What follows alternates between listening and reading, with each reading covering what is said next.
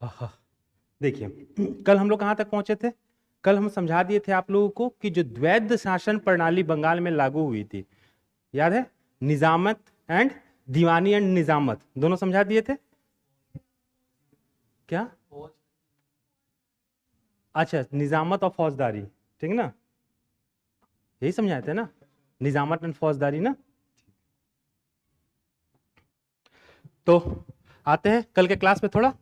देखो 1757 battle of Palasi, ठीक ना, और 1764 बैटल ऑफ बक्सर।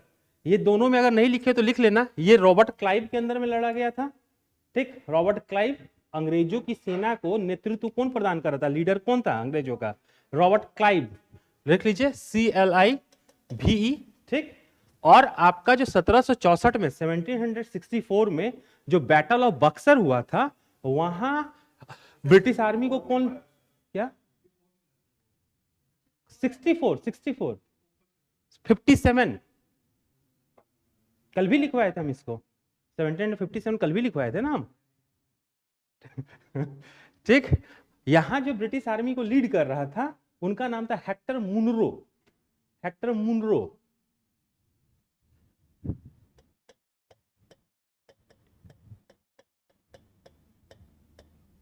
मुनरो, ठीक ना। रॉबर्ट क्लाइव जो अंग्रेजों की सेना को उस समय लीड कर रहा था, और वो फिर बाद में वो उस समय गवर्नर भी था बंगाल का। ठीक, फिर बाद में फिर ये आके गवर्नर बनेगा जब ये 1764 में बैटल ऑफ बक्सर हो जाएगा, ठीक ना।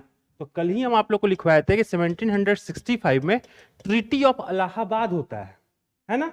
तो ट्रीटी ऑफ इलाहाबाद करने कौन जाता है, यही रॉबर्ट क्लाइव जाता है। इसी को जब बैटल ऑफ बक्सर हो जाता है तो उसके बाद बंगाल का गवर्नर किसको नियुक्त किया जाता है, रॉबर्ट क्लाइव को किया जाता है। और रॉबर्ट क्लाइव ही जाके 1765 का जो ट्रीटी ऑफ इलाहाबाद होगा, इलाहाबाद की संधि होगी, उस पर सिग्नेचर कौन करेगा, यही करेगा। और इलाहाबाद की संधि के द्वारा क्या हुआ था, कल हम आप लोग को बता दिए थे, बंगाल, बिहार, उड़ीसा, है ना, ये सब का निजामत कौन ले लिया था, अंग्रेज। देखो फौजदारी क्यों नहीं लिया था, परंपरागत रूप से पिछले 300 सालों से 400 सालों से भारत पे रूल कौन कर रहा था, मुगल कर रहे थे। मुगल जो थे नेचुरल लीडर बन चुके थे इंडिया में। पिछले 400 साल में मान के चलो कम से कम 6-7 जनरेशन तो जरूर निकल गया। हम, मेरा बच्चा, उसका बच्चा, उसका बच्चा, उसका बच्चा, कम से कम 7 बच्चे बच्चे तो देखते आ रहे थे मुगल को। तो मुगल अब क्या थे कि भारत का, इंडिया का ना इंटरनल सब्जेक्ट थे। क्या थे, अब लोग ये नहीं मानते थे कि वो लोग मध्य एशिया से आए हैं, है ना। भाई 400 सालों से जो यहीं पैदा हो रहा है, यहीं की मिट्टी में दफन हो रहा है, सारा खर्चा यहीं कर रहा है, यहीं महल बनवा रहा है, यहीं किला बनवा रहा है, तो अब तो वो इंटरनल ऑब्जेक्ट हो गया ना, एक्सटर्नल ऑब्जेक्ट थोड़ी है। तो वो इंडिया के नेचुरल लीडर थे। और अंग्रेज आए थे कैसे, मुट्ठी भर आए थे, मुट्ठी भर थे ना, गिने चुने थे। तो अंग्रेजों को ये डर था कि अगर हम खुद को, ठीक है, युद्ध वो जीत चुका है, वो चाहता तो on behalf of their power वो सत्ता पे बैठ सकता था, बट अंग्रेज थे तेज।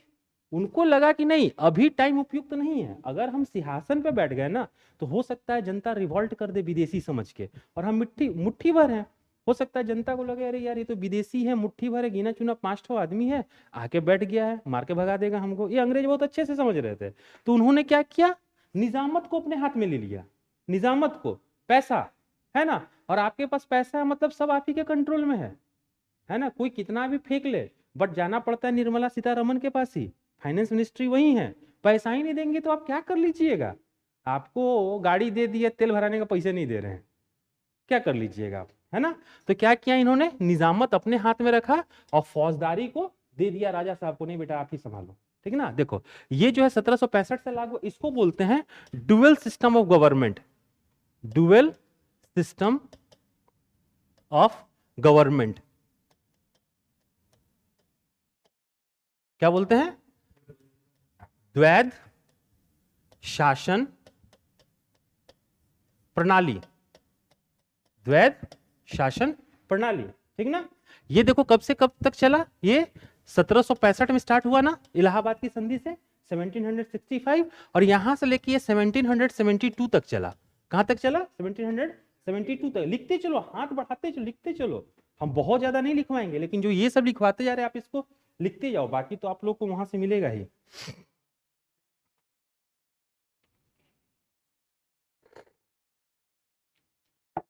चलो यही इसी में एक और ऐड ऑन कर लो आप लोग। हम अभी बताए ना, इस पे साइन करने के लिए कौन गया था? रॉबर्ट क्लाइव गया था। आप लोग जोर जोर से बोलो, कौन गया था? रॉबर्ट क्लाइव गया था ना। और देखो 1772 में इंडिया का मतलब इंडिया में जो ब्रिटिश अधिकारी थे जिन्होंने इसको खत्म किया था, वो कौन थे? Warren Hastings. कौन थे? Warren Hastings. वॉरेन हेस्टिंग्स खत्म कर दिया इस ड्यूअल सिस्टम ऑफ गवर्नमेंट को। इन्होंने क्या किया कि निजामत के अधिकार को भी असर्प कर लिया। ठीक ना, समझ में आया? अशर्प मतलब ले लेना। अब क्या निजामत तो था ही, फौजदारी जो छोड़ के रखा था ना, फौजदारी को भी ले लिया अपने हाथ में। मतलब अब पूरा कंसंट्रेशन जो है पावर का वो किसके हाथ में है?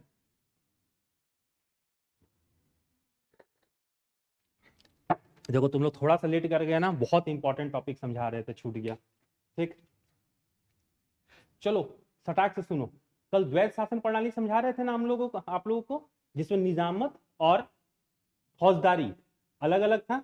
अंग्रेज अपने हाथ में निजामत का अधिकार ले लिया था, पर फौजदारी का अधिकार दे दिया था मुगलों को ही, जो शासक थे उन्हीं को, कि भाई आप ही करो, कानून व्यवस्था देखो। तो ये व्यवस्था चली 1765 से लेकर 1772 तक, है ना। और 1772 में इसको खत्म कौन किया? वॉरेन हेस्टिंग्स, है ना। अब वॉरेन हेस्टिंग्स के बारे में थोड़ा सा जान लो, उन पे एरो मारो, वॉरेन हेस्टिंग्स पे वही एरो निकालो। देखो यहां एक चीज हम आप लोगों को समझा देते हैं। देखो पहले क्या था, अब इसके पहले का हम जो पढ़ाए हैं, बंगाल जीत चुका है। मद्रास में कल हम पढ़ाए थे कि किलेबंदी कर चुका था। इनफैक्ट कि इंडिया में सबसे पहला फोर्टिफाइड अगर कोई कॉलोनी थी, फैक्ट्री थी अंग्रेजों की, तो कौन थी? मद्रास थी। बंबई दहेज में मिल ही चुका था इन लोगों को, है ना। यहाँ कौन था? फोर्ट सेंट जॉर्ज था ना, फोर्ट सेंट जॉर्ज नाम था ना। और यहाँ जो किले का निर्माण किया था उसका क्या नाम था? फोर्ट विलियम था। किले का नाम था, आदमी का नाम नहीं, उस किले का नाम रखा गया था। तो देखो बंगाल का एडमिनिस्ट्रेशन चलाने के लिए यहाँ एक गवर्नर होता था। बॉम्बे का जो बॉम्बे है, बॉम्बे का एडमिनिस्ट्रेशन चलाने के लिए यहाँ एक ब्रिटिश गवर्नर होता था, और मद्रास का चलाने के लिए यहाँ एक ब्रिटिश गवर्नर होता था। इस कंसेप्ट को समझना, दिख रहा है ना आप लोग को? इससे डिस्टर्बेंस तो नहीं है कि हटा दो इसको? इसको समझने की कोशिश करना, नहीं तो हमेशा कंफ्यूज रहोगे। अब देखो ये तीन हो गया क्या? Centre of power. अब मान लो बंगाल है, तो बंगाल में इसके अगल बगल का जितना क्षेत्र है ये किसके अंदर में आ जा रहा है? बंगाल प्रेसिडेंसी के अंदर में। किसके? बंगाल प्रेसिडेंसी के अंदर में। ठीक, अब इसके अगल बगल में जितना क्षेत्र है, मतलब जिसपे अंग्रेजों का अधिकार है, वो किसके थ्रू गवर्न होगा? बंबई प्रेसिडेंसी के। और इसके अगल बगल में जितना क्षेत्र है किसके थ्रू गवर्न होगा? मद्रास प्रेसिडेंसी के, है ना। मतलब इक्वल हायरार्की में इक्वल तीन ऑफिसर्स रहते थे जो गवर्नर कहलाते थे। क्या कहलाते थे? गवर्नर कहलाते थे। अब होता क्या था कि यहाँ का गवर्नर इसका बात नहीं सुन रहा है, यहाँ का गवर्नर इसका बात नहीं सुन रहा है, ये ज्यादा स्मार्ट सोच रहा है, वो अपने को ज्यादा स्मार्ट बन रहा है। तो एक तरह का जो होता है ना सामंजस्य, है ना, कि कुछ काम मिल के करते हैं, तो वो नहीं मानेगा, वो नहीं मानेगा, तो यहां हो नहीं पाता था। समझ में आ रहा है? तो 1773 में, है ना, 1773 में रेगुलेटिंग एक्ट आया, है ना, रेगुलेटिंग एक्ट 1773।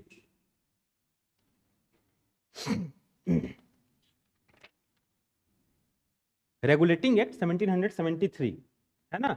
उसके थ्रू क्या किया गया?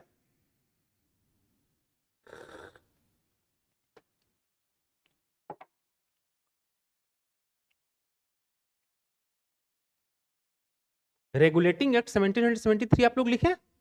रेगुलेटिंग एक्ट 1773 के थ्रू क्या किया गया कि जो बंगाल का गवर्नर है, ठीक ना, इसको गवर्नर जनरल बोला जाने लगा। क्या बोला जाने लगा? Governor general. लिखते जाओ सब। किसे? Regulating act 1773। Regulating act 1773, governor general. और बंबई के गवर्नर और मद्रास के गवर्नर को इनके अधीन कर दिया गया। किसके अधीन? बंगाल के गवर्नर जनरल के अधीन, है ना। तो आपसे पूछेगा कि इंडिया सॉरी बंगाल का पहला गवर्नर जनरल कौन था, तो कौन था? Warren Hastings. कौन था? Warren Hastings. Warren Hastings India में 1772 से 1785 तक रहे थे। 1772 से 1785 तक।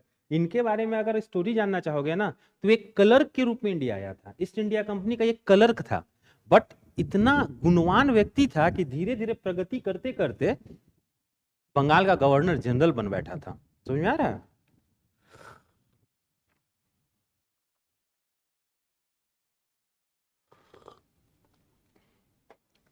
देखो, इसके पहले जो रॉबर्ट क्लाइव थे वो क्या था? बंगाल के गवर्नर थे, है ना?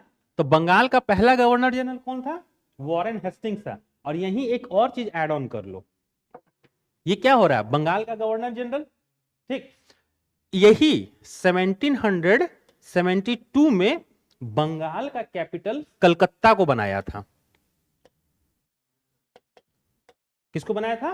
1772 में बंगाल का कैपिटल, राजधानी किसको बना दिया था? कलकत्ता को। अब आप बोलोगे तो उसके पहले कहां था? उसके पहले मुर्शिदाबाद में था, है ना? बीच में मीर कासिम इसको मुंगेर भी लेके जाता है। बिहार का जो मुंगेर है ना डिस्ट्रिक्ट, बिहार के मुंगेर डिस्ट्रिक्ट की बंगाल की राजधानी कुछ दिन के लिए रहा था।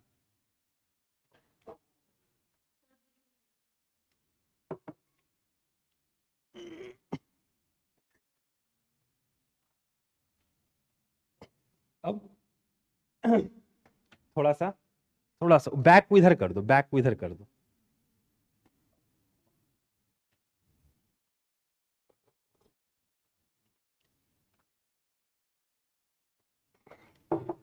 समझ में आ रहा है? चलो यहीं पास एक चीज और ऐड ऑन कर लो। जो वॉरेन हेस्टिंग्स थे वो तो बंगाल के पहले गवर्नर जनरल हुए, है ना? अब एक आता है, तुम्हारा रेगुलेटिंग एक्ट 1833। लिखिए, सॉरी रेगुलेटिंग एक्ट नहीं, चार्टर एक्ट। चार्टर एक्ट, इन लोग का नाम में अंतर है थोड़ा सा। चार्टर, रेगुलेटिंग, है ना? एक दिन हम संडे का आना, आप लोगों को स्पेशल क्लास लेंगे। उसमें क्या करेंगे, आप लोग अगर आने को तैयार हो गए तो, और उस दिन वो क्लास हम 3 घंटे का लेंगे मिनिमम, और उस दिन कुछ कुछ की पॉइंट्स हम आप लोग को समझाएंगे। चाहे यही समझ लो, थोड़ा सा हम बता देते हैं कि रेगुलेटिंग एक्ट, रेगुलेटिंग एक्ट कहने का मतलब कि ऐसे एक्ट, ठीक, जिसके थ्रू कंपनी के कार्य करने को सुधार, कार्य जो करता है, कार्य प्रणाली जो है उसमें सुधार करने का जो जो नियम कानून आएगा वो क्या होगा? Regulating act. कंपनी जो इंडिया में काम कर रही है ना, तो उसके काम को और कैसे सुधारा जा सकता है, तो that will be called regulating act, है ना? लेकिन इस कंपनी को ना 20-20 साल का परमिशन था इंडिया में व्यापार करने का। 20 साल खत्म होगा तो जैसे हम लोग का लाइसेंस खत्म हो जाता है, हम लोग रिन्यूअल करवाते हैं ना, तो कंपनी का भी जैसे ही 20 साल खत्म होता था तो इनको अपने अधिकार पत्र को रिन्यूअल करवाना पड़ता था। तो जब रिन्यू किया जाएगा ना तो होगा चार्टर एक्ट। क्या होगा? ये होता क्या है चार्टर एक्ट? ठीक, एक सर्टिफिकेट होता है ना? अब मेरा 20 साल खत्म हो गया, आप हो महारानी, कहाँ की? ब्रिटेन की। हम गए, मैडम थोड़ा 20 साल और मेरा बढ़ा दीजिए। तो आप क्या कि ठीक है, चार्टर सर्टिफिकेट है, उसमें हम सिग्नेचर कर दिए, लेकिन साथ में ना पीछे कुछ और नियम कानून लिख दिए कि आपको ये चेंज करना है, ये चेंज करना है, ये चेंज करना है। इसी आधार पे हम आपको अगले 20 साल के लिए परमिशन दे रहे हैं, ठीक ना? तो इस सर्टिफिकेट को क्या बोलते थे? चार्टर्ड एक्ट बोलते थे। और इसमें हम क्या बोले, कुछ कुछ चीजें लिखी रहती थी, आपको ये करना है, ये करना है, ये करना है ना? उसको कंपनी को रेगुलेट करना पड़ता था, ठीक?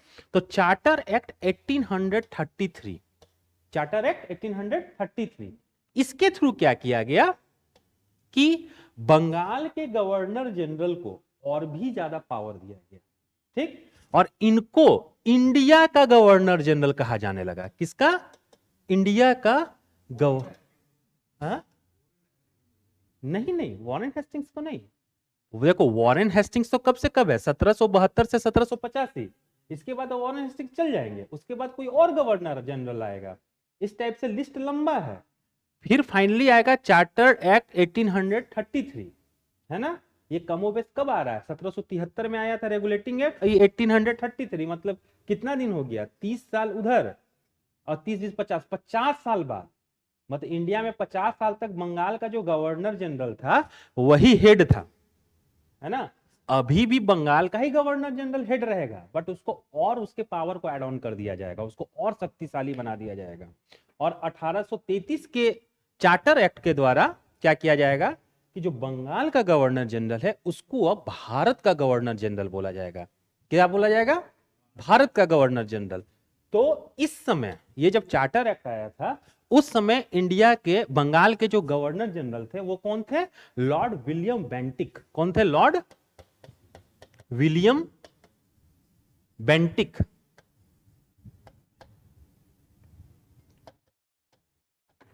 लॉर्ड विलियम बेंटिक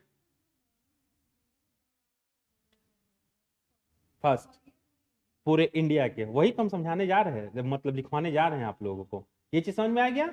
1833 के चार्टर एक्ट के द्वारा इंडिया का जो बंगाल का गवर्नर जनरल था अब क्या कहा जाने लगा? इंडिया का गवर्नर जनरल। आप लोग कंफ्यूज कर रहे हो क्या? चेहरे से लग रहा है मेरे को। देखिए बहुत सिंपल सी बात है, देखना यहां समझने की कोशिश करना। पहले बंगाल का गवर्नर होता था, बंबई का गवर्नर होता था, मद्रास का गवर्नर होता था। ये तीनों सेपरेट एंटिटी था, ठीक है ना। इसमें सामंजस्य नहीं हो पाता था, कोऑर्डिनेशन की कमी आती थी। तो क्या किया गया, आपका रेगुलेटिंग एक्ट 1773 के द्वारा जो बंगाल का गवर्नर है ना, उसका नाम चेंज करके गवर्नर जनरल कर दिया गया। क्या कर दिया गया? Governor general. और बंबई के गवर्नर को और मद्रास के गवर्नर को इसके अंडर में रख दिया गया। मतलब इनको अब कोई भी डिसीजन लेना है तो रिपोर्ट किसको करना होगा? बंगाल के गवर्नर को करना होगा। समझ में आ गया? तो ऑब्वियस सी बात है, ये पावरफुल हो गया, है ना। मेन पावर इसके हाथ में आ गया। धीरे धीरे अगले 50 साल बाद क्या हुआ कि और भी जो, अब तो समझ लो कि इंडिया से रिलेटेड जो भी ब्रिटिश कंपनी का डिसीजन ले रहा है वो मेनली कौन ले रहा है? बंगाल का गवर्नर जनरल ले रहा है ना। 50 साल बाद जरूरत पड़ा कि इनको और शक्तिशाली बनाया जाए, इनके हाथों में और शक्तियां डाली जाए, है ना। तो इनके हाथों में और शक्तियां डाली गई और इनका नाम बदल के चार्टर एक्ट 1833 के द्वारा क्या कर दिया गया? Governor general of India, Bharat का गवर्नर जनरल। क्या कर दिया गया? भारत का गवर्नर जनरल। पहले ये थे बंगाल के गवर्नर जनरल, ध्यान देना, अब है भारत के गवर्नर जनरल। भारत के गवर्नर जनरल। तो बंगाल का पहला जो गवर्नर जनरल था वो कौन था? वारेन हेस्टिंग्स था। अब भारत का जो पहला गवर्नर जनरल था लॉर्ड विलियम बेंटिक। लॉर्ड मतलब उनको, वो बहुत अच्छे व्यक्ति थे, ठीक ना, इसीलिए उनको लॉर्ड की उपाधि दी गई थी। लॉर्ड, सर, ये सब उपाधि दी जाती थी। लॉर्ड विलियम बेंटिक, ठीक ना। हिंदी में ऐसे लॉर्ड विलियम बेंटिक। देखिए नाम में ना कोई अंतर आता नहीं है। चलो लॉर्ड विलियम बेंटिक से एरो निकाल के लिखो तो 1829 में इन्होंने ही सती प्रथा का उन्मूलन किया था। मेरे से पूछो ना, कुछ चीज छूट रहा था, मेरे से पूछो। अच्छा ये मैं शॉर्ट फॉर्म में लिख दिया हूं, रेगुलेटिंग एक्ट। हिंदी में भी ये रेगुलेटिंग एक्ट ही लिखाएगा ऐसे, रेगुलेटिंग एक्ट ऐसे लिखाएगा, ठीक है ना। चार्टर एक्ट को ऐसे चार्टर एक्ट, ठीक ना, दिक्कत। चलिए लॉर्ड विलियम बेंटिक से एरो निकाल के लिखो कि 1829 में इन्होंने ही एबोलिशन ऑफ सती, एबोलिशन, सती प्रथा उन्मूलन अधिनियम लागू किया था। सती प्रथा, सती प्रथा उन्मूलन अधिनियम। उन्मूलन, उन्मूलन मतलब हटा देना, उन्मूलन, उन्मूलन, उन्मूलन, एबोलिशन, है ना। उन्मूलन अधिनियम लागू किया था। कब किया था? 1829 में। ये क्वेश्चन एसएससी में, यूपीएससी में, मतलब एसएससी वगैरह का तो फेवरेट क्वेश्चन है ये, कि व्हेन वाज सती प्रथा एबोलिस्ड। तो कब एबोलिस्ड हुआ था? 1829 में। अगर इसमें भी और ऐड ऑन करना चाहो तो लिख लो कि थ्रू, मतलब किस अधिनियम के द्वारा किया गया था? तो बंगाल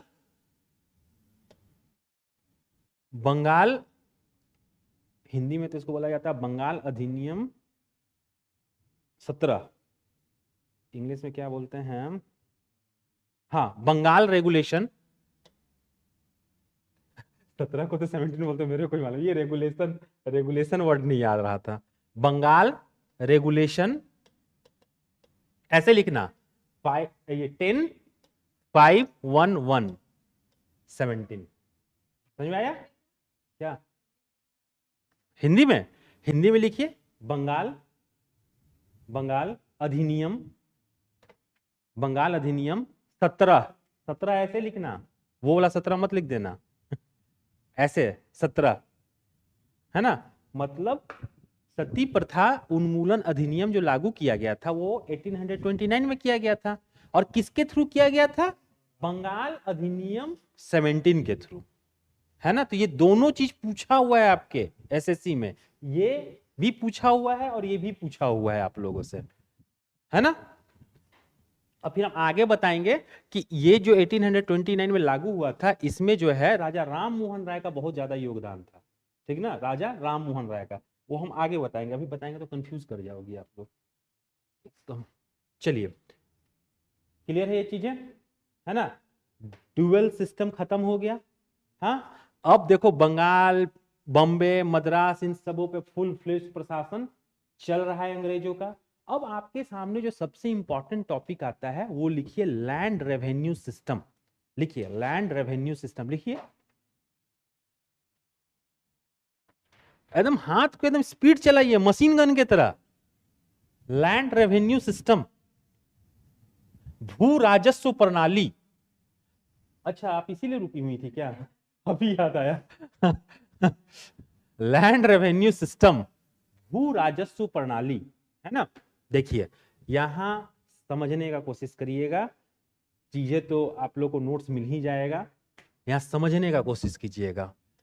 टॉपिक क्या हम लोग का? लैंड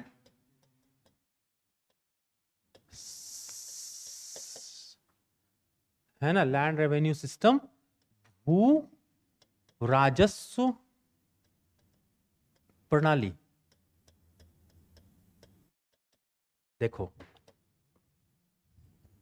पहले जो अंग्रेज आते थे इंडिया में, है ना, क्या करते थे? मसालों का व्यापार करते थे, है ना, यहां से और भी वस्तुओं को खरीद के ले जाते थे, यूरोप में बेचते थे। आपको कल हम बताए थे कि वास्को डिगामा जो पहली बार यहां से मसाला लेके गया था, उस पे उसको 60% नहीं, सॉरी 60 टाइम्स, 60 गुना प्रॉफिट हुआ था ना, कितना गुना? 60 गुना प्रॉफिट हुआ था। तो यहां से ये लोग जो मसाला लेके जा रहा है ना, तो यार कुछ तो दिया होगा लोगों को, फ्री में तो हम अपना मसाला इन लोगों को नहीं दे देते। बोलो गलत बोल रहे हैं? तो ये लोग क्या करता था, यूरोप से सोना, चांदी, है ना, और भी बहुमूल्य पदार्थ जैसे हो गया हीरा, जवाहरात, इस टाइप के बहुमूल्य पदार्थ लेकर आता था, ये हम लोग को देता था, ठीक ना, और बदले में यहां से सामान खरीद के लेके जाता था, ठीक ना। अब देखो हम वर्ल्ड हिस्ट्री में बहुत ज्यादा नहीं जाएंगे, फिर इसके पीछे का इतिहास है कि यहाँ फिर जो है राष्ट्रीय राज्यों का उद्भव हुआ था। उतना वर्ल्ड हिस्ट्री आप लोग के काम का नहीं, मतलब शॉर्टकट में सुन लो कि यहाँ भी आज का जो आप देखते हो ना, इंग्लैंड, जर्मनी, फ्रांस, तो ये सब राज्यों का जो निर्माण होना स्टार्ट हुआ कि नहीं, हम ब्रिटेन है और मेरी ये क्षेत्र है, ये हम फ्रांसीसी हैं, मेरा इतना बड़ा क्षेत्र है, इनको कहते हैं राष्ट्रीय राज्यों का उद्भव। राष्ट्रीय राज्यों का उद्भव कहां? यूरोप में, है ना, राष्ट्रीय राज्यों का उद्भव। इस समय क्या हुआ कि ब्रिटेन के राजा ज्यादा से ज्यादा क्षेत्र को कब्जा करने में लगा हुआ है, फ्रांस का राजा ज्यादा से ज्यादा क्षेत्र को कब्जा करने में लगा हुआ है, जर्मनी का राजा ज्यादा से ज्यादा क्षेत्र करने का राजा लगा हुआ है। तो यही हो रहा है राष्ट्रीय राज्यों का उद्भव। और इस समय क्या हुआ कि वो राजा सबसे ज्यादा शक्तिशाली माना जाएगा जिसके खजाने में सबसे ज्यादा सोना, चांदी, इस टाइप के बहुमूल्य पदार्थ हैं। ऑब्वियस सी बात है, अगर मेरे घर में भी अगर 10 सोना का बिस्कुट रखा रहेगा तो हम पड़ोसी को पूछेंगे, हैं, वैल्यू देंगे, बोलेगा तो तुरंत गुंडा मंगवा लेंगे, है कि नहीं, अब मारो इसको, है ना, हम बैठ के घर में चाय पीते रहेंगे, है ना। अभी भी देखते होगे जो बड़ा बड़ा आदमी रहता है घर में, एक खैनी रगड़ रहा है, बोलता मारो पड़ोसी को यार, पैसा जिसके पास है कि नहीं। तो इसीलिए हुआ कि नहीं, और यहाँ से ब्रिटिश कंपनी क्या लेके आ रही थी इंडिया, सोना चांदी लेके आ रही थी। और ये सोना चांदी आ कहाँ से रहा था, खजाने से आ रहा था। राजा बोला रोको, का तमाशा लगा के रखो, अब तुम लोग अपना व्यवस्था करो, कहाँ से तुम लोग पैसा लाओगे वो तुम लोग समझो। ठीक, अब देखो पैसा आएगा कहाँ से, बॉम्बे मिल गया, मद्रास मिल गया, बंगाल पे कब्जा कर लिया, बंगाल पे कब्जा कर लिया ना। और बंगाल वगैरह जो था भारत का सबसे समृद्धम प्रांत था, सबसे समृद्ध, सबसे पॉस्पेरस, परंपरागत रूप से जो रहा था यही सब क्षेत्र रहा था इंडिया का। अब चूंकि इनका इस पे, स्पेशली यहाँ का हम लोग बात करें, देखो यहाँ इन लोग को व्यापार करने का अधिकार मिला था, है ना, यहाँ कब्जा नहीं हुआ था, यहाँ व्यापार करने का अधिकार हुआ था। कब्जा कहाँ हुआ, बंगाल में हुआ, निजामत मिल गया इनको 1765 में, निजामत इन द सेंस भू राजस्व लगाने का अधिकार। तो अब देखो अंग्रेजों को इनकम कहां से होने लगा, बंगाल से होने लगा। अब बंगाल में ये लोग तो राजा बन गए ना। देखो एक चीज यही समझ लो, 1765 के पहले, या मोर और लेस कह सकते हो 1757 के ही पहले, ईस्ट इंडिया कंपनी महज एक कंपनी थी। क्या थी, कंपनी थी। इसका काम क्या था, वाणिज्य और व्यापार करना, है ना। लेकिन जैसे ही 1757 का पलासी का युद्ध और 1764 का बक्सर का युद्ध होगा, है ना, और 1765 में इलाहाबाद की संधि होगी, तो संधि किसके साथ किया जाता है, दो राजा करता है ना संधि आपस में बैठ के। जैसे मान लो आज के डेट में संधि करना होगा तो रसिया का प्रेसिडेंट बैठेगा और यूक्रेन का प्रेसिडेंट बैठेगा, है ना, दो इंसान बैठ रहे हैं कि नहीं बैठ रहे हैं। तो ये इलाहाबाद की संधि जैसे ही होती है तो ईस्ट इंडिया कंपनी अब कंपनी नहीं रही, अब वो क्या बन गई, राजा बन गई। क्या बन गई, राजा बन गई, शासक बन गया। अब वो कंपनी नहीं है, अब वो क्या है, शासक है। वो ट्रीटी पे सिग्नेचर किया है, और किसके साथ किया है, शाह आलम द्वितीय के साथ। किसके साथ, शाह आलम द्वितीय, जो मुगल बादशाह था, जिसका पूरा इंडिया पे नाम मात्र का ही सही लेकिन पूरे इंडिया का राजा कौन था, शाह आलम द्वितीय। शाह आलम द्वितीय के साथ कंधे से कंधा मिला के बैठ के कौन सिग्नेचर कर रहा है, ईस्ट इंडिया कंपनी। तो अब ईस्ट इंडिया कंपनी क्या हो गई, शासक हो गई। शासक क्या करता है, लैंड रेवेन्यू, टैक्स लगाता है, शासक लगाता है ना, राजा टैक्स लगाता है ना, तुम खेत जोत रहे हो जी, टैक्स दो, है ना। तब कंपनी भी क्या लगाएगी, टैक्स। टैक्स लगा रही है तो कंपनी के हाथ में क्या आ रहा है, पैसा, सोना, चांदी। अब जो यहां से पैसा लेके आ रहा था उसको लाने की जरूरत है नहीं, है ना। देखो इसी एक ही कंसेप्ट से कितना चीज निकलेगा, थोड़ा ध्यान देते जाना। अब अंग्रेज भारत से ही पैसे की उगाही कर रहे हैं और इसी पैसे से भारत से कच्चा माल खरीद रहे हैं या तैयार माल खरीद रहे हैं, जो भी खरीदना है इसी पैसे से खरीद रहे हैं, है ना। और खरीद के इसको कहां एक्सपोर्ट कर दे रहे हैं, यूरोप। ठीक, यूरोप में बेचा गया है। अब मान लो यहां से 10 रुपया का सामान भेजा था, यहां 100 रुपया में बिका, तो ये 100 रुपया तो ब्रिटेन में ही रह जा रहा है ना, इंडिया थोड़ी आ रहा है। समझ में आ रहा है, यहां जो अंग्रेज अधिकारी हैं उनको तो पेमेंट मिल जा रहा है। वो भी पेमेंट कैसे मिल रहा है, इसी लैंड रेवेन्यू से पेमेंट मिल रहा है। और इन सभी के परिवार कहां रह रहा है, ब्रिटेन में रह रहा है। जैसे हम यहाँ कमा रहे हैं, मेरी वाइफ धनबाद में है तो हम पैसा धनबाद भेज रहे हैं ना, नहीं तो फोन में आके गला दबा देगी मेरा घुस के। ठीक, तो इनके साथ भी वही डर था जो आज मेरे साथ है। तो यहाँ से सामान भेज रहे हैं, यहाँ जो इनकम हो रहा है वो तो ब्रिटेन में ही इनके परिवार के हाथों में रह जा रहा है। या फिर जो कंपनी थी, ईस्ट इंडिया कंपनी थी, यहाँ तो उसके कर्मचारी ही रहते थे ना, अधिकारी, बोर्ड ऑफ डायरेक्टर तो सब कहाँ रहते थे, यूरोप में रहते थे ना। आज भी रिलायंस जो प्रॉफिट कमाता है तो प्रॉफिट किसके हाथ में जाता है, अंबानी के हाथ में ना। क्यों जाता है, वो प्रोप्राइटर है, वो बोर्ड ऑफ डायरेक्टर है। बोर्ड ऑफ डायरेक्टर कहने का मतलब किसी कंपनी का मेजर शेयर जिसके हाथ में रहता है। मेजर शेयर कहने का मतलब कि एक कंपनी को बनाने में 100 रुपया लगा, ठीक ना। अब 100 रुपया में 10 रुपया ये दिए थे, 20 रुपया तुम दी थी, अब 50 रुपया वो दिए थे, तो आप लोग क्या हुआ, मेजर शेयर होल्डर्स हो गए ना। तो आप लोग बोर्ड ऑफ डायरेक्टर्स कहलाओगे। जो स्टार्टिंग के 10 आदमी मिलके किसी कंपनी के लिए पैसा इकट्ठा किए थे, वो क्या हो जाता है, बोर्ड ऑफ डायरेक्टर्स होता है। देखो ये मोटा मोटी है, मोटा मोटी समझाने का। ऐसे टेक्निकली तो मतलब बहुत अंदर जाने लगेंगे तो उसी टॉपिक को हम समझाने में यहां रह जाएंगे। मोटा मोटी समझो। तो ये जो सारा पैसा था ये तो यूरोप में ही रह जा रहा था, है ना।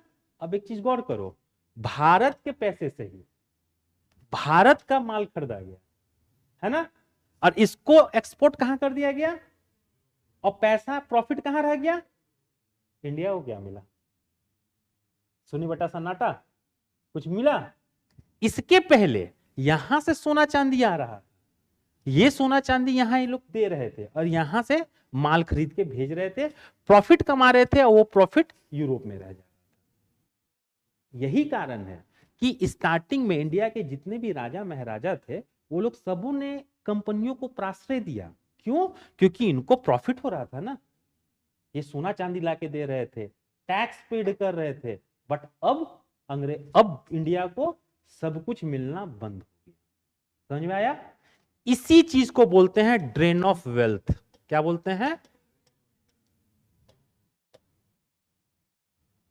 धन का निष्कासन। समझ में आ गया? धन का निष्कासन। समझ में आया? आवाज में दम नहीं है, समझ में आया? हाँ, तो ऐसे बोलोगे तब ना हमको फीलिंग आएगी कि नहीं समझ में आ गया आप लोगों को। इसी को हम क्या बोलते हैं? धन का निष्कासन। निष्कासन मतलब बाहर जाना का निष्कासन, है ना, धन का निष्कासन इसी को बोलते हैं। समझ में आया? Drain of wealth. और इस पे सबसे पहली बार, इस चीज को सबसे पहली बार बताया कौन, पकड़ा कौन, कह रहे हमको तो कुछ मिल ही नहीं रहा है? दादा भाई नौरोजी। कौन? दादा भाई नौरोजी।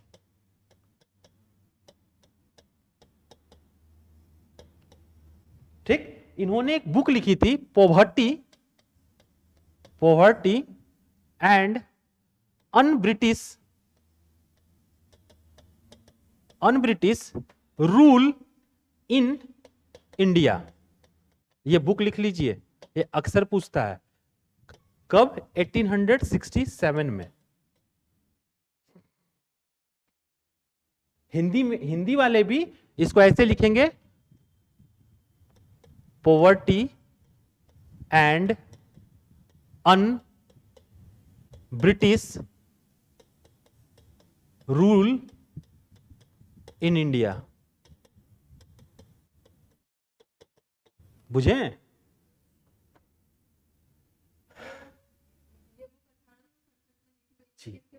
दादा भाई नौरोजी ऊपर लिखे तो है ना। तो ये जो धन का निष्कासन हो रहा है, ड्रेन ऑफ वेल्थ हो रहा है, इसको सबसे पहली बार सिस्टेमेटिकली किन्होंने समझाया था? दादा भाई नौरोजी ने समझाया था। ठीक ना। और ये समझाया कहां था? इन्होंने एक बुक लिखी थी 1867 में, poverty and un-British rule in India. क्या लिखी थी? Poverty and un-British rule in India. इसमें इस कंसेप्ट को इन्होंने समझाया था। ठीक, क्लियर चीज है? चलिए, हम लोग का टॉपिक क्या था? Land revenue system. ये आप लोग, ये क्वेश्चन हमेशा पूछता है कि Who has given the concept of drain of wealth? किसने धन के निष्कासन सिद्धांत का प्रतिपादन किया था? किसने किया था? किसने किया था? कब किया था? कब किया था? किस बुक में किया था? याद हो जाएगा धीरे धीरे, ठीक है ना। चलिए आगे बढ़े हम लोग।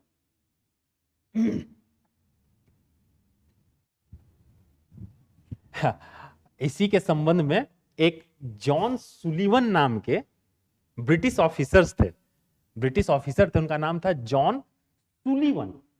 ठीक ना, जॉन सुलिवन। ये जॉन सुलिवन एक स्टेटमेंट देते हैं कि हमारी व्यवस्था, अगर आप लोग समझ गए तो ना हम मान जाएंगे कि आप लोग का दिमाग आईएएस टाइप वाला है। हमारी व्यवस्था एक स्पंज की तरह काम करती है। ये जॉन सुलिवन का स्टेटमेंट था कि हमारी व्यवस्था एक स्पंज की तरह काम करती है।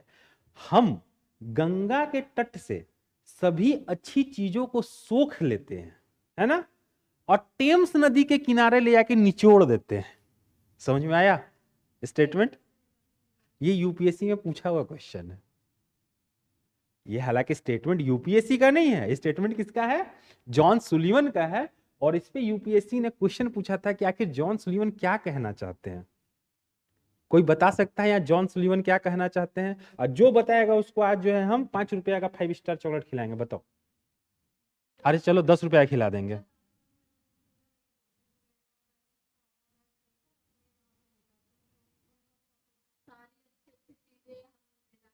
आप लोग सही पकड़ रहे हो। चलो कैंसिल हो गया, सभी तो पकड़ ही लिए तुम लोग।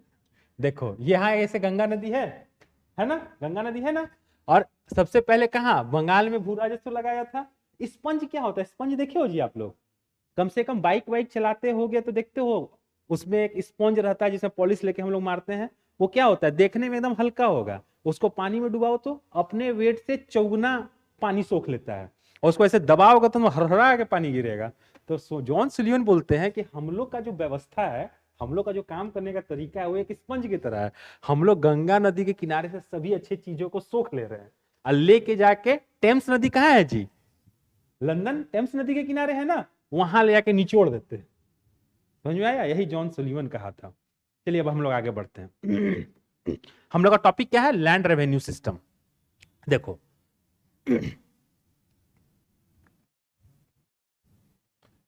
अब इंडिया में मैक्सिमम जगह पे कब्जा किसका हो गया? ब्रिटिश का हो गया, है ना? अब ब्रिटिश को कि इनकम का जो सबसे बड़ा स्रोत हो गया वो क्या हो गया? Land revenue. क्या हो गया? लैंड रेवेन्यू, भू राजस्व। क्या हो गया? भू राजस्व। तो अगर हमको मान लो इस क्लास से पैसा आ रहा है तो हम यही चाहेंगे ना कि हम कुछ ऐसा काम करें कि इस क्लास से और पैसा है, और पैसा है। अभी हम 1.5 घंटा पढ़ा रहे हैं, 3 घंटा पढ़ाने लगेंगे, 4 घंटा पढ़ाने लगेंगे। या फिर हम ये कहेंगे कि नहीं भाई आज हम मान के चलो कि 10 रुपये घंटा पढ़ा रहे हैं, भाई हम 20 रुपये घंटा पढ़ाएंगे, हम 30 रुपये घंटा पढ़ाएंगे, तभी तो मेरा इनकम डबल होगा। तो इन द सेम मैनर इनकी इनकम का सबसे बड़ा स्रोत क्या था? भू राजस्व। क्या था? भू राजस्व, लैंड रेवेन्यू जिसको हिंदी में इंग्लिश में बोलते हैं, ठीक ना? तो इनकी भी कोशिश क्या रहेगी कि हम ज्यादा से ज्यादा लैंड रेवेन्यू किससे ले? किसानों से ले। और इसी उद्देश्य से प्रेरित होके इंडिया में ये लोग बहुत टाइप का भू राजस्व व्यवस्था लागू करेगा। क्या करेगा? भू राजस्व व्यवस्था। उसी को हम लोग को इस हेडिंग में पढ़ना है, ठीक ना? इसको इंग्लिश में बोला जाता है लैंड रेवेन्यू सेटलमेंट, ठीक ना? और हिंदी में क्या बोला जाता है? भू राजस्व व्यवस्था, ठीक ना? समझ में आ रहा है क्यों भू राजस्व व्यवस्था नया नया लाया जा रहा है? समझ में आ रहा है ना? चलिए हेडिंग आप लोग दे दिए हैं, हम शॉर्ट फॉर्म में यहां लिख दे रहे हैं लैंड रेवेन्यू सिस्टम, या लैंड रेवेन्यू सिस्टम बोलिए, लैंड रेवेन्यू सेटलमेंट बोलिए, एक ही चीज है। इंडिया में ये लोग 3 टाइप का, मेनली 3 टाइप का भू राजस्व व्यवस्था लाया था, लैंड रेवेन्यू सिस्टम लाया था, ठीक ना? इंडिया का मैप बना लीजिए आप लोग भी, सटाक से बनाइए, एकदम स्पीडली बनाइए, लगना चाहिए कि इंडिया है, भारत माता, ओ सॉरी लगना चाहिए कि हाँ भारत है।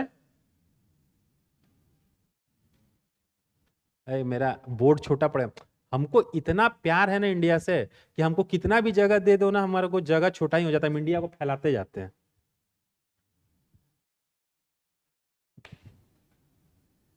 इतना खराब मैप तो हम नहीं बनाते हैं, मेरे दिल को छू गया, हम फिर से बनाएंगे मैप।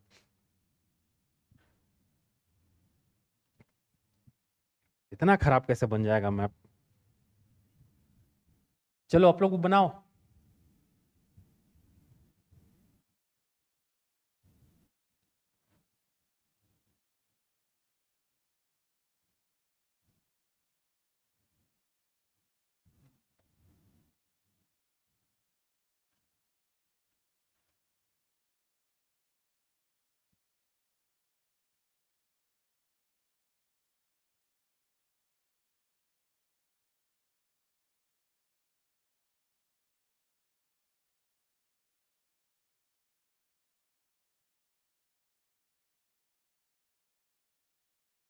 थोड़ा सा तो दिख रहा है इंडिया, है ना? आप लोग बनाए? कौन कौन बनाए? दिखाओ, कॉपी दिखाओ, कॉपी दिखाओ। तुम लोग स्मार्ट बन रहे हो, कोई नहीं बनाया है, वाह। तुम दिखाओ दिखाओ दिखाओ। आंखों तो उठा, हाँ नजरें तो उठाओ, नहीं बनाया ना, मेरे को लग रहा है। देखो ये आप लोग बनाए, जो नहीं बनाया हो ना बनाओ, हम 1 मिनट का टाइम दे रहे हैं, हम तब तक आ रहे हैं गर्म पानी पी के, बनाओ।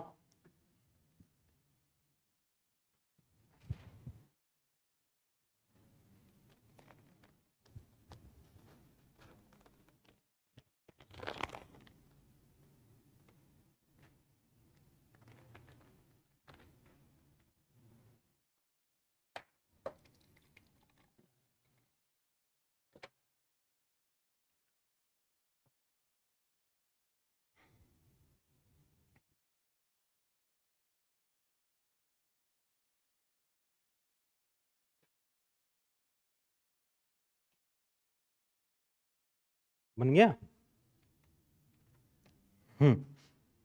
देखिए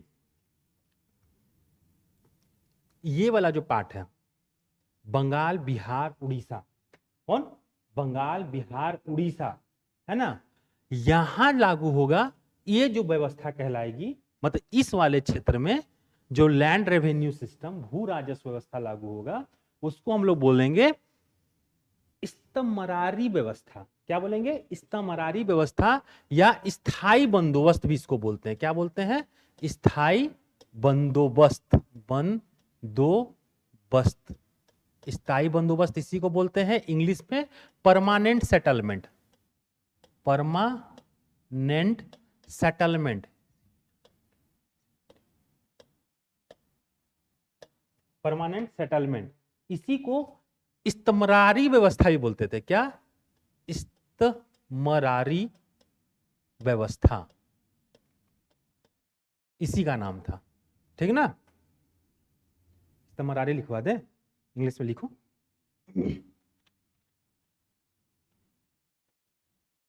ISTA, सबसे पहले तो आप लोग इंग्लिश वाले परमानेंट सेटलमेंट लिखना, लिख लिए? उसके बाद लिखो इस्तमरारी, ISTA ऑब्लिक देखे, ISTA MARARI, इस्तमरारी, फिर ऑब्लिक दो, ऑब्लिक दो, स्थाई, STHAI, स्थाई, ठीक ना? बंदोबस्त,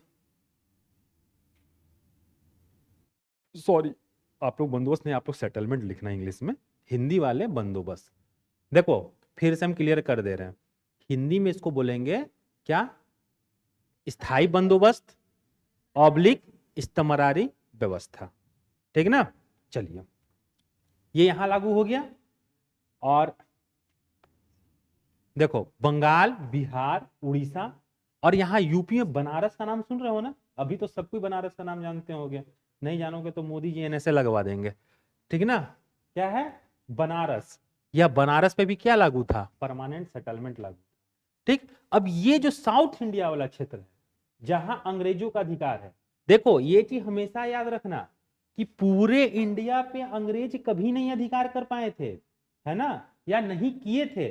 जैसे मान लो इतना क्षेत्र अंग्रेजों के अंदर में है, तो यहां पास हो सकता है यहां कोई देसी रियासत हो, समझ में आ रहा है ना? देसी रियासत, जो भारतीय राजा थे जिसको अंग्रेज जीता नहीं था, ये राजा खुद ब खुद उनको टैक्स पहुंचा देते थे तो बोल दिया था कि ठीक है छोड़ दो। लेकिन जो कोस्टल कोस्टल एरिया था मेनली, जहां से मेन वाणिज्य व्यापार होता था, वो अंग्रेज अपने हाथ में रख लिया था, समझ में आ रहा है? अब मान लो यहाँ मरुस्थल है, अंग्रेज सोचा हम क्या करने जाएंगे मरुस्थल, ठीक है वहां का राजा को शासन करने दो, तो यहाँ देसी रजवाड़े हो जाएंगे, समझ में आ रहा है? मतलब वैसे रजवाड़े खास करके जो 1857 की क्रांति में अंग्रेजों का सहयोग किए थे, अंग्रेजों ने उनके राज्य को छुआ नहीं। जैसे MP में ग्वालियर, अभी जो माधवराव सिंधिया का नाम सुनते हो आप लोग, जो हमारे सिविल एविएशन मिनिस्टर हैं सेंटर के, है ना? नागरिक उड्डयन मंत्री, जो जहाज वहाज उड़ता है, उसका जो कैबिनेट मिनिस्टर है कौन है? ज्योतिरादित्य सिंधिया है। ये उसी फैमिली से बिलोंग करते हैं, सिंधिया फैमिली से। 1857 के रिवॉल्ट में सिंधिया फैमिली ने अंग्रेजों का साथ दिया था, हम इंडियंस का साथ नहीं दिया था, ठीक। देखो भाई कोई बीजेपी वाला होगा तो हमसे गुस्सा मत जाना, हिस्ट्री यही है, ठीक ना? चलो ये बेकार का तुम लोग को समझाने में हम लाइन खींच दिए, बढ़िया यार। या, ठीक ना। चलो, ये हो गया परमानेंट सेटलमेंट। अब ये जो साउथ इंडिया वाला क्षेत्र है, मतलब ये बंबई, ठीक ना, ये बंबई प्रेसिडेंसी और मद्रास प्रेसिडेंसी, यहां जो व्यवस्था लागू थी इसको बोलते थे रैयतवाड़ी। लिखो, रैयतवाड़ी, रैयतवाड़ी व्यवस्था। हाँ, व्यवस्था, RYOT, रैयतवाड़ी व्यवस्था, मतलब रैयतवाड़ी सेटलमेंट या रैयतवाड़ी सिस्टम, जो आपको लिखना है। सिस्टम भी लिखा रहता है और सेटलमेंट भी लिखा रहता है। समझ में आया? रैयतवाड़ी सेटलमेंट। और ये वाला क्षेत्र जो है, ये पंजाब, हरियाणा, ये वाला क्षेत्र जो है, ठीक ना, यहां था महालवाड़ी। क्या? महालवाड़ी सिस्टम या सेटलमेंट, हिंदी में महालवाड़ी। चलो, अब सटासट भारत का मैप हम क्यों बनवाए थे समझ में आ गया है ना। बॉम्बे एंड मद्रास प्रेसिडेंसी में रैयतवाड़ी, ये पंजाब हरियाणा ये वाला जो क्षेत्र है, और ये अभी तो ये हो गया ना, पहले तो ये भी था ना, पाकिस्तान वाला क्षेत्र भी था ना, ये जो नॉर्थ वेस्ट फ्रंटियर कहलाता था, ये पूरे में क्या लागू था? महालवाड़ी। और ये जो बंगाल, बिहार, उड़ीसा, बनारस है, ये सब में क्या लागू था? स्थायी बंदोबस्त लागू था, ठीक ना। चलिए, अच्छा, फिर देखो आसाम यहां है ना जी, आसाम तो यहां पास है ऐसे, है ना। आसाम में भी क्या लागू था? रैयतवाड़ी। क्या लागू था? रैयतवाड़ी। बंगाल, बिहार, उड़ीसा, बनारस, इसमें क्या लागू था? स्थायी बंदोबस्त, permanent settlement. Bombay presidency, Madras presidency, Assam, इसमें क्या लागू था? रैयतवाड़ी। और जो हमारा Punjab Haryana north west frontier agency, जो बाद में विभाजन के बाद क्या हो गया? पाकिस्तान में चला गया, यहां क्या लागू था? महालवाड़ी सिस्टम। तो टोटल 3 टाइप का लैंड रेवेन्यू सिस्टम इंडिया में प्रचलित था, जिसका क्या क्या नाम था बताओ? बोलो बोलो, जल्दी बोलो। ठीक है, अब चलो, कौन कब लागू हुआ लिखते जाओ। जो स्थायी बंदोबस्त था ये 1793 में लागू किया गया। कब? 1793 में। किसके द्वारा? लॉर्ड, हाँ क्या? बोलो बोलो बोलो, बोलो। नहीं, लॉर्ड कॉर्नवालिस, लॉर्ड कॉर्नवालिस के द्वारा लागू किया गया था, है ना। कॉर्नवालिस, ठीक, समझ में आया? कब? 1793 में, 1793 में। चलो, अब रैयतवाड़ी पे आ जाओ। रैयतवाड़ी को सबसे पहली बार 1792 में रीड के द्वारा, लिखो रीड, इनका पूरा नाम था, रीड का पूरा नाम था, एक minute, Charles read. Charles, Hindi में भी चार्ल्स लिख लोगे ना आप लोग, चार्ल्स रीड के द्वारा। देखो, लिखते जाना आप लोग। बॉम्बे प्रेसिडेंसी के अंदर में एक जगह था 12 महल। क्या नाम था? 12 महल। तो 1792 में चार्ल्स रीड जो था, इस 12 महल में इसको पायलट लेवल पे लागू किया था। पायलट लेवल समझ रहे हो? टेस्ट करने के लिए कि क्या ये व्यवस्था सही है, गलत है। समझ में आ रहा है चीजें? आपको समझ में आ रहा है? क्या नाम हुआ आपका? भीम। भीम जी, आपको समझ में आ रहा है ना चीजें? कोई दिक्कत हो रही है क्या? तो 12 महल डिस्ट्रिक्ट में सबसे पहली बार चार्ल्स रीड जो है, इसको प्रैक्टिकल करने के लिए पायलट लेवल पे लागू किया था। 12 महल डिस्ट्रिक्ट है। क्या है? 12 महल डिस्ट्रिक्ट। 12 महल जिले, ये कहां है? बॉम्बे प्रेसिडेंसी में, है ना। उसके बाद 1820 में, 1820 में आएंगे मुनरो। देखो, बक्सर का युद्ध में हेक्टर मुनरो था, है ना, कंफ्यूज मत करना। ये हेक्टर मुनरो नहीं है, ये क्या है? Thomas Munro. क्या है? Thomas Munro. ये अलग हैं।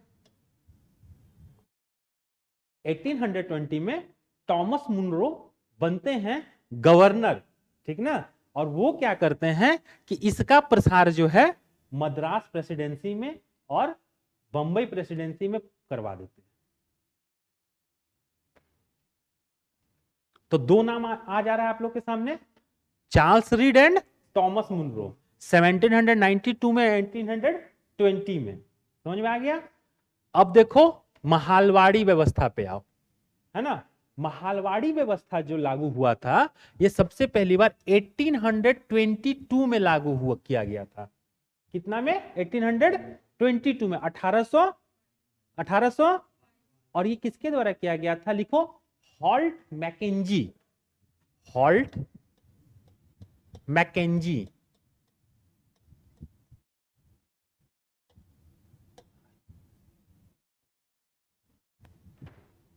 हॉल्ट मैकेंजी के द्वारा। हिंदी में लिखना पड़ेगा कि लिख लोगे? वाह, हिंदी वाले तेज होते हैं, इंग्लिश वाले को स्पेलिंग का टेंशन हो जाता है। हॉल्ट मैकेंजी के द्वारा, लिख लिए?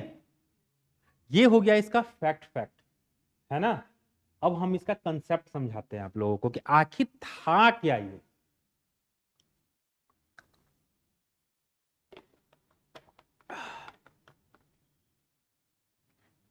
अच्छा, यहीं एक और चीज लिख लो कि इंडिया में जितनी एरिया किसके अंदर में था? अंग्रेजों के अंदर में था। जितना एरिया अंग्रेजों के अंदर में था उस एरिया का 19%, 19 कितना? 19% एरिया में कौन था? स्थायी बंदोबस्त लागू था। लिखो, 19% एरिया पे स्थायी बंदोबस्त, परमानेंट सेटलमेंट कितने एरिया पे था? 19% पे, है ना। देखो ये पॉइंट में था कुछ, 19 पॉइंट समथिंग था, उतना नहीं लेना है, ठीक। 30% पे महालवाड़ी व्यवस्था लागू थी, 30% पे महालवाड़ी व्यवस्था। समझ में आ रहा है? और बाकी जो 51% था इस पे क्या लागू था? रैयतवाड़ी व्यवस्था। अब समझ में आ रहा है? जितने एरिया पे अंग्रेजों का कब्जा था उस एरिया के 19% भाग पे स्थायी बंदोबस्त लागू था, 51% पे रैयतवाड़ी लागू था और 30% पे महालवाड़ी व्यवस्था लागू था। कोई कंफ्यूजन इसमें? चलिए अब हम लोग समझने की कोशिश करते हैं कि आखिर इन सबों में अंतर क्या था। चलिए देखो, परंपरागत रूप से जमीन का मालिक किसान होता था, है ना। शुरू से ही देखो, चाहे वो अलाउद्दीन खिलजी हो, शेरशाह सूरी हो, अकबर हो, ये सारा सेटलमेंट जो करता था किसके साथ करता था? किसान के साथ करता था ना। लेकिन अंग्रेज क्या थे? मुट्ठी भर थे। अंग्रेजों को लगता था कि एक एक किसान से हम क्या यार हर एक साल जाएंगे और सेटलमेंट करेंगे और उनसे टैक्स लेंगे, है ना। तो टैक्स कलेक्शन करने में बहुत ज्यादा खर्च हो जाता था अंग्रेजों का, ठीक ना। अंग्रेजों का खर्च ज्यादा हो जाता था। तो इन्होंने क्या किया, इसके पहले ही देखो, अंग्रेजों के पहले ही यहां एक मुर्शिद कुली खान थे, राजा यहाँ के, मुर्शिद कुली खान।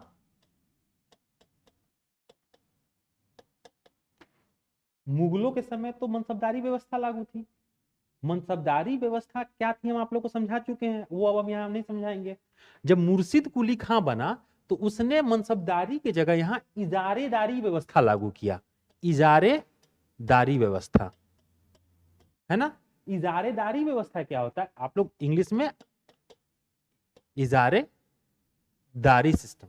इजारेदारी व्यवस्था में क्या होता है कि जो सबसे ज्यादा बोली लगाएगा, है ना, लैंड कलेक्शन करने का जिम्मा हम उसी को दे देंगे, ठेका उसी को दे देंगे। मतलब इसको आप मान सकते हो ठेकेदारी व्यवस्था, है ना। लेकिन ये दिया जाता था 1 साल के लिए, हर एक साल बोली लगती थी, ठीक ना। फिर बाद में आके जो वॉरेन हेस्टिंग्स वगैरह है इसको क्या करता है, 5 साल के लिए और 10 साल के लिए कर देता है कि एक बार बोली लगेगा तो उससे हम 10 साल तक उसी के हाथ में वहां का क्षेत्र रहेगा। कहने का मतलब राजा मान लो ये पूरा राजा का क्षेत्र है, अब इस वाले क्षेत्र का उसको टैक्स कलेक्शन करना था, बोली लगवाया कि भाई कौन यहां से कितना टैक्स वसूल के दे सकता है। ये बोले 15 रुपया, तुम बोली 20 रुपया, तुम बोली 25 रुपया। तो राजा को तो इनकम चाहिए, ऑब्वियस से बात है, तुमको मिल जाएगा, है ना। तो क्या हो गया, ये ठेकेदारी व्यवस्था, इजारेदारी व्यवस्था। बट ये कितने साल के लिए होता था, 1 साल के लिए। फिर इसको बढ़ा के 5 साल 10 साल के लिए किया गया। 1793 में लॉर्ड कॉर्नवालिस जब आए तो बोले कि अरे यार झंझट हटाओ, ये हर एक बार जो है बोली लगवाने से अच्छा परमानेंट कर दो, है ना, कि आपने बोली लगा दिया सबसे ज्यादा हम आपको दे दिए, और जब तक आप बोली लगाया हुआ पैसा हम तक पहुंचाते रहिएगा तब तक आप ही के पास रहेगा ये राइट, चाहे 50 साल रहे, चाहे 100 साल रहे, चाहे 200 साल रहे। पहला चीज। दूसरा, हमने चूंकि एक बार बोली लगवा लिया था 25 रुपए में, तो 25 रुपया ही रहेगा आपका, ये बढ़ेगा नहीं, मतलब आपसे 25 रुपया लेंगे, है ना। और अगले 100 साल तक भी आप दोगे तो 25 रुपया ही रहेगा, है ना। यहां अंग्रेजों का कंसेप्ट ये था कि इन्होंने भारत के जमींदारों को, है ना, पैसे वाले वर्ग को ब्रिटेन के पैसे वाले वर्ग की तरह समझ लिया था, ब्रिटेन के जमींदार की तरह, फ्यूडल वहां कहलाता था फ्यूडल क्लास। फ्यूडल सिस्टम क्या है हम आप लोग को एंसेंट इंडिया में पढ़ा चुके हैं, है ना। कहने का मतलब कि सारा जमीन का मालिक, कहने का मतलब ये लोग ऐसे आदमी थे जिनके अंदर में बहुत ज्यादा जमीनें होती थी। तो अंग्रेजों का मानना था कि ब्रिटेन में क्या हुआ कि ये फ्यूडल क्लास के अंदर में जमीन होती है, तो ये क्या करते हैं कि अपने इनकम का एक भाग लैंड के डेवलपमेंट पे खर्च करते हैं और एक भाग से टैक्स पेड कर देते हैं, है ना। यही फ्यूडल क्लास को उत्पन्न करना चाहा अंग्रेज लोग इंडिया में, कि हम ऐसे आदमी को अगर बैठा दें जिसके हाथ में बहुत ज्यादा जमीन रहेगी, तो क्या करेगा, चूंकि जमीन तुम्हारे पास परमानेंटली आ गई, आप जब तक टैक्स पेड करियो तब तक तो आप ही के पास रहेगा ना। तो ऑब्वियस सी बात है कि आप 25 रुपया तो अंग्रेज को दे रहे हो, लेकिन अंदर में तो टैक्स कलेक्ट करने के लिए आप फ्री हो, आप जितना कलेक्ट कर लो।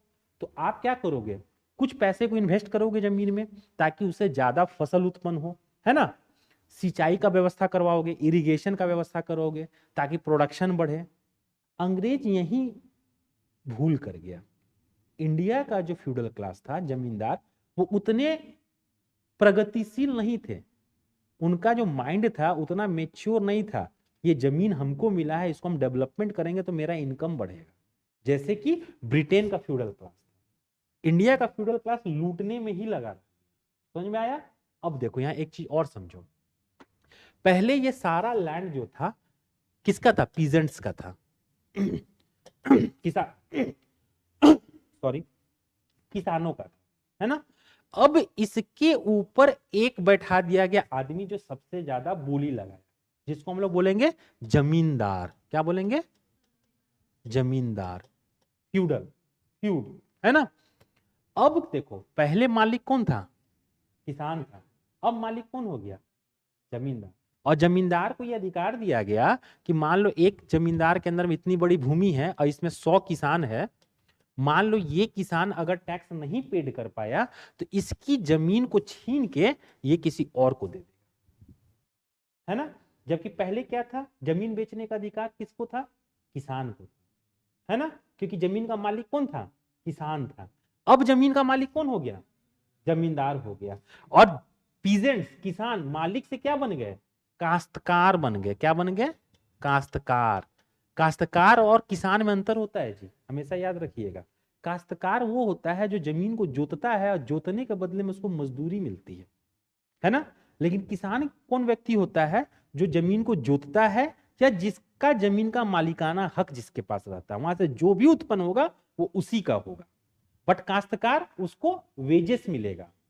समझ में आ रहा है, दोनों में अंतर समझ में आ गया। हालांकि इतना डीप एसएससी में नहीं पढ़ाया जाता है। और आप लोग को एक और चीज बताते हैं कि हमको जो टाइम अलॉट किया गया था वो टाइम हम फान चुके हैं, मतलब क्रॉस कर चुके हैं, है ना। तो एक दिन आप लोग से रिक्वेस्ट है कि मेरा जो अलॉटेड टाइम है वो खत्म हो चुका है ना। इनफैक्ट कि 3-4 क्लास तो हम एक्स्ट्रा ले लिए हैं। संडे को, इसी संडे को आप लोग सब आओ, 3 घंटे की हम क्लास लेंगे, ठीक ना। और उस दिन पूरा मॉडर्न हिस्ट्री हम आप लोग का समाप्त कर देंगे, क्योंकि हम आपके साथ इंजस्टिस नहीं कर सकते हैं। मेरे को जब तक आपके चेहरे से नहीं लगता है कि आप लोग समझ रही हो, मतलब ऐसा लगता है आपके चेहरे से कि नहीं आप लोग कंफ्यूज हो, तो फिर हम समझाने लगते हैं। इसी में मेरा क्या हो जाता है, थोड़ा सा डिले हो जाता है। और मेरा मानना भी है कि लेट सही बट समझ परमानेंटली आना चाहिए।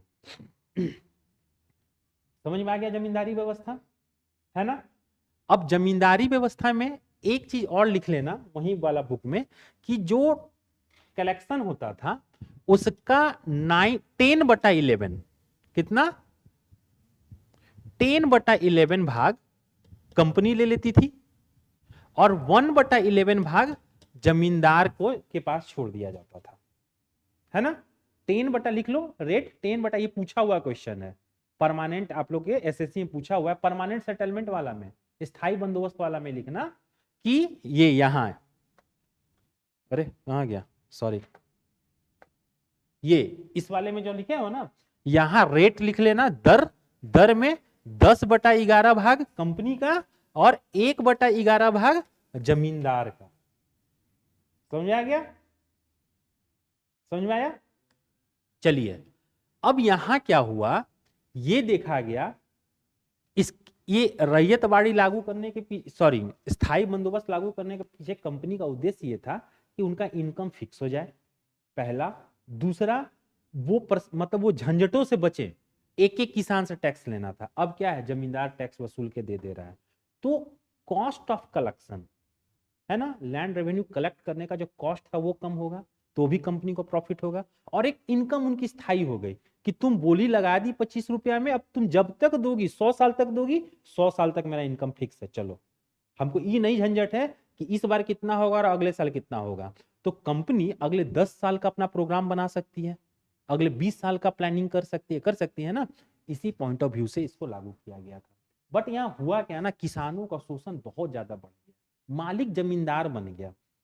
स्टार्टिंग में तो जमींदार लोग वो आदमी होते थे जो उसी गांव घर के होते थे, जो ज्यादा पैसा वाला होता था वो बोली लगा लेता था। धीरे धीरे क्या हुआ कि कलकत्ता में बैठा हुआ व्यापारी बोली लगा के यहाँ का जमींदारी ले लिया। वो ना आपको जानता है ना आपको जानता है, वो बस एक चीज जानता है कि हम 25 रुपया बोली लगाए हैं, ठीक ना, और हमको जो है कम से कम 50 रुपया इन लोगों से वसूल लेना है। बोलता है कि किसानों पे इतना जुल्म ढाया गया, इतना जुल्म ढाया गया कि किसान के शरीर में ना, बोलता है कि खाली हड्डी दिखता था किसानों के शरीर में, क्या हड्डी का ढांचा। एक लॉर्ड विलियम बेंटिक थे, लॉर्ड विलियम बेंटिक ने एक स्टेटमेंट दिया था कि ये जो भू राजस्व व्यवस्था था, इसने किसानों की कमर को ऐसा तोड़ा कि किसानों की हड्डियां गंगा के मैदान में बिखरी पड़ी है।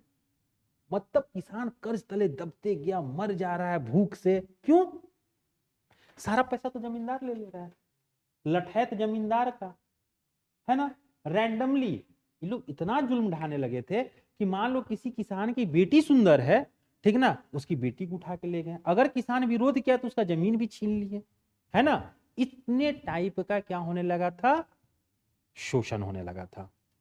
खबर अंग्रेजों तक भी पहुंची, अंग्रेजों को लगा कि अरे यार ये तो गलती हो गया हम लोगों से। दूसरा, बाद के जो अधिकारी आए उनको लगा कि ये क्या मतलब हुआ कि अगले 100 साल तक हमारा इनकम फिक्स, भाई इन्फ्लेशन भी तो होता है, वस्तुओं का दाम भी तो बढ़ता है, तो ये तो ठीक है नियर अबाउट में फायदे का सौदा है, बट दीर्घकालिक रूप से लॉन्ग टर्म में ये घाटे का सौदा है ना। तब यहां इस क्षेत्र में जो कुछ अंग्रेज थे उन्होंने क्या किया, एक नया सिस्टम लाया, बोला कि नहीं, एक और चीज यहां समझना, इकोनॉमिक्स की थ्योरी, यहां पीजेंट्स हैं, इसके ऊपर कौन बैठा हुआ है, जमींदार बैठा हुआ है ना, जमींदार, और इसके ऊपर कौन है, ईस्ट इंडिया कंपनी है ना। यहां से जो टैक्स कलेक्शन हो रहा है उसका एक हिस्सा ये भी तो रख रहा है ना।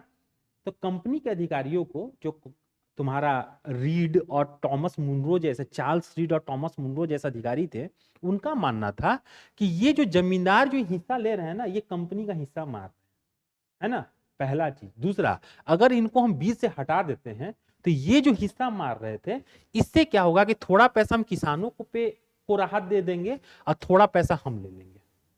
इससे क्या होगा, कंपनी का इनकम भी बढ़ जाएगा, किसानों को भी थोड़ा राहत मिल जाएगा, और हम इस टैक्स को रिव्यू करेंगे हर एक 20 साल 30 साल पे, क्या करेंगे, रिव्यू करेंगे। समझ में आ रहा है? चलिए, इसी से प्रभावित होकर यहां रैयतवाड़ी सिस्टम लागू किया गया। रैयतवाड़ी में क्या था, रैयत मतलब किसान, यहां किसानों से डायरेक्ट लैंड सेटलमेंट किया गया। आप किसान हैं, आप लेके आइए, आपके पास कितनी जमीन है, क्या है, आपका टैक्स निर्धारित अगले 30 साल के लिए। समझ में आया? 30 साल के बाद हम रिव्यू करेंगे इस टैक्स सिस्टम का, है ना। अब जो ऊपर बैठे हुए थे जमींदार, वो चीज तो हट गया, किसानों को भी राहत मिल गई। किसान को क्या लगा कि अब जमीन तो मेरी ही है ना, तो जो पैसा बचा थोड़ा सा हम अपने लैंड के डेवलपमेंट में लगा देते हैं, है ना। और यही कारण है कि देखो ये 51% पे लागू हुआ।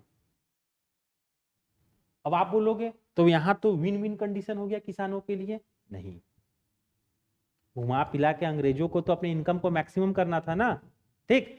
तो यहां अगर एक एग्जाम्पल के लिए हम बता रहे हैं कि यहां अगर ये लोग टोटल उपज का 45% लेता था, तो यहां 65% लेने लगा। घुमा फिरा के बात तो वहीं पहुंच गई, है ना। हालांकि इसमें फिर आगे आप देखोगे एग्रेरियन क्राइसिस होता है, कमिटी बनता है, फिर रिलीफ आता है, उतना आप लोग को नहीं पढ़ना है। फिर ये टैक्स को घटा के अराउंड 50% लाया जाता है, ये आप लोग को नहीं पढ़ना है इतना। बस आप लोग जान लो कि यहाँ जो लैंड सेटलमेंट किया गया था, किसके साथ किया गया था, डायरेक्ट किसानों के साथ किया गया था, पीजेंट्स के साथ किया गया था। यहाँ लैंड सेटलमेंट जमींदारों के साथ किया गया था, ठीक ना। और जमींदारों को क्या किया गया था, मालिक बना दिया गया था। सोचो, एक डिसीजन 1793 में एक डिसीजन ऐसा आया कि जो किसान के मालिक थे वो रातों रात, सॉरी किसान के मालिक, जमीन के जो मालिक थे वो रातों रात क्या हो गए, मजदूर कन्वर्ट हो गए। और एक अनजान आदमी रातों रात मालिक बन बैठा जमींदारी व्यवस्था में। इसी को जमींदारी व्यवस्था भी बोलते हैं।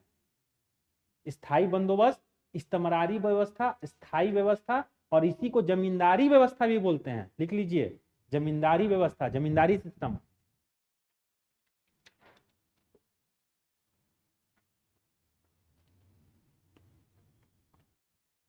समझ में आया? अब आइए महलवाड़ी सिस्टम पे हम लोग आते हैं। आज भी आप देखो, सुनते हो कि हरियाणा में खाप पंचायत लगता है ना, खाप पंचायत। पंजाब में, हरियाणा में आज भी जो पंचायतें हैं ना, वो बहुत शक्तिशाली हैं। आज भी आप पाकिस्तान के इस वाले क्षेत्र में चल जाइएगा ना, तो पंचायतें बहुत शक्तिशाली है, बहुत शक्तिशाली। पंचायत जो ऑर्डर दे दिया ना, आदमी चाह के भी उसके अगेंस्ट में नहीं जा पाता है, इतने शक्तिशाली हैं यहाँ के पंचायतें। तो अंग्रेजों को लगा कि यहाँ एक एक, देखो यहाँ एक एक आदमी के साथ किया जा रहा है, एक एक आदमी से टैक्स कलेक्ट करने में क्या होता है, कॉस्ट ऑफ कलेक्शन बढ़ जाता है। यहाँ अंग्रेजों को लगा कि यहाँ पंचायतें बहुत शक्तिशाली है, पंचायतों को वहां लोकल लैंग्वेज में महाल बोला जाता है ना। तो क्यों ना किया जाए कि ये जो पंचायतों का जो हेड है, इस पंचायत का जो हेड है ना, जैसे आज के डेट में हम लोग उसको मुखिया बोलते हैं, प्रधान, हम लोग का झारखंड में मुखिया बोलते हैं ना, यूपी में प्रधान बोलते हैं, हरियाणा में भी प्रधान बोलते हैं। तो क्यों ना इन पंचायतों के हेड से ही हम डायरेक्ट कॉन्ट्रैक्ट कर लें कि आप जो है इस गांव का हमको टैक्स कलेक्ट करके दे दीजिए, है ना। तो इसको बोलेंगे हम लोग महलवाड़ी व्यवस्था। बट इस महलवाड़ी और जमींदारी में एक अंतर है। यहां विलेज पंचायत का हेड को, महाल के हेड को केवल टैक्स कलेक्शन करने का जिम्मा है, इसको मालिक नहीं बनाया गया है यहाँ का, है ना। बट यहां जमींदार को क्या किया गया था, मालिक बना दिया गया था। यही बेसिक अंतर है दोनों। समझ में आ गया? कोई दिक्कत? आगे बढ़े, चलिए। ड्रेन ऑफ वेल्थ हम समझा दिए हैं आप लोगों को, है ना। अब हम लोग के सामने अगला टॉपिक आता है 1857 का रिवॉल्ट। लिखो, रिवॉल्ट ऑफ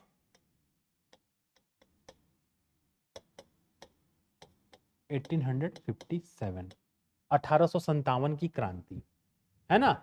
देखो अंग्रेज मोर और लेस अब पूरे इंडिया पे छा चुके हैं। देख रहे हो 1793 में 1793 में ये सारा लैंड सेटलमेंट्स वगैरह भी आ गया है। अब शोषण वोषण पूरा बढ़ गया है ना।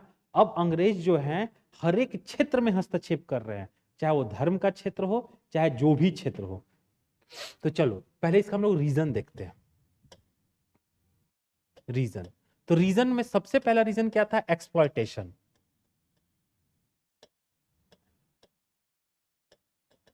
शोषण। क्या था? शोषण। 1857 की क्रांति अंग्रेजों के अगेंस्ट में। देखो, अंग्रेज जब इंडिया आए और बंबई, मद्रास, बंगाल ये सब पे हावी हो गए और जमींदारी व्यवस्था, रैयतवाड़ी व्यवस्था, महलवाड़ी व्यवस्था ये सब लागू करने लगे, अपने इनकम को बढ़ाने के लिए ज्यादा से ज्यादा किसानों का, व्यापारियों का शोषण करने लगे। आदिवासी लोग जो जंगलों में रहता था और परंपरागत रूप से आदिवासियों को जंगलों का मालिक माना जाता था, अंग्रेज लोग जंगलों पे भी टैक्स लगाने लगा, है ना। इनफैक्ट कि आदिवासी लोग अपने भगवान पे चढ़ाने के लिए तपान का यूज करता है। तपान कहने का मतलब एक लिक्विड होता है जो चावल से बनता है, उस तपान पे भी टैक्स लगाने लगा, है ना, कि भाई हम भगवान का पूजा करने जा रहे हैं और हमको जो चढ़ावा चढ़ाना उस पर भी टैक्स देना होगा हमको। मतलब कितना शोषण बढ़ गया अंग्रेजों का। तो अंग्रेजों के खिलाफ इंडिया के अलग अलग कोने में छोटे मोटे विद्रोह होते रहते थे। कभी किसान करते थे, कभी आदिवासी करते थे, कभी कोई राजा करता था, कभी कोई मंत्री करता था। छोटे मोटे विद्रोह होते लगे। लेकिन पहली बार 1857 में एक ऐसी क्रांति हुई इंडिया में जिसका एरिया बहुत बड़ा था। क्या था? बहुत बड़ा। पहले क्या होता था, एक छोटे क्षेत्र में हुआ, अंग्रेज 20 सैनिक भेज दिया, मार के उस रिवोल्ट को दबा दिया गया। लेकिन इसका एरिया बहुत बड़ा था। तो इसके पीछे का रीजन क्या था? सबसे बड़ा शोषण। शोषण कैसे हो रहा है आप लोग देख ही रहे हो, है ना। दूसरा पॉलिटिकल रीजन।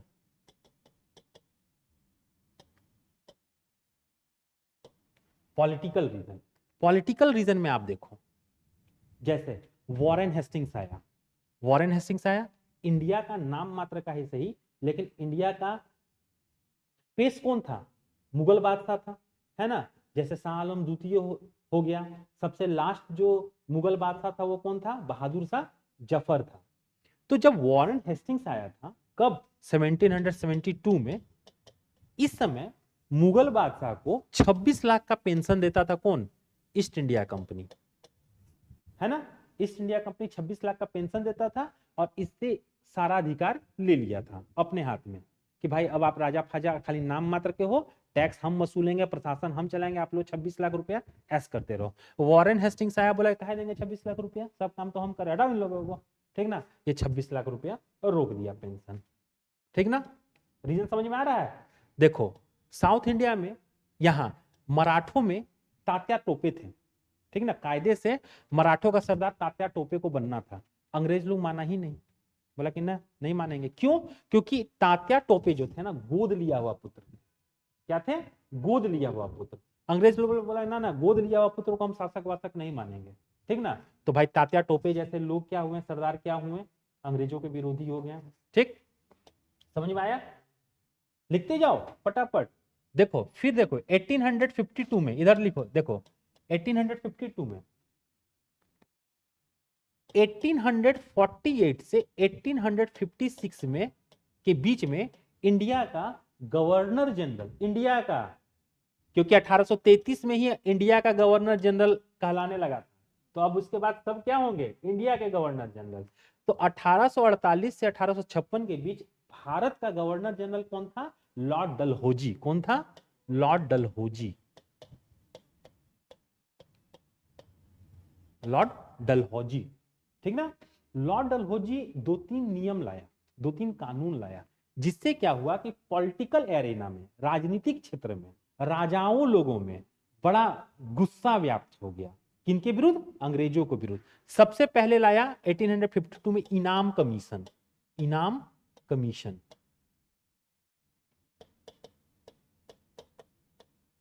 है ना, हिंदी में इनाम आयोग।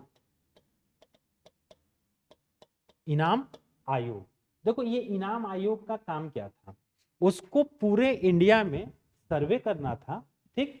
और ऐसे जागीर, जागीर कहने का मतलब प्लॉट्स, लैंड के प्लॉट्स, है ना, ऐसे प्लॉट्स जो टैक्स फ्री थे, टैक्स फ्री थे, उनको क्या करना था? उस पर टैक्स लगाना था।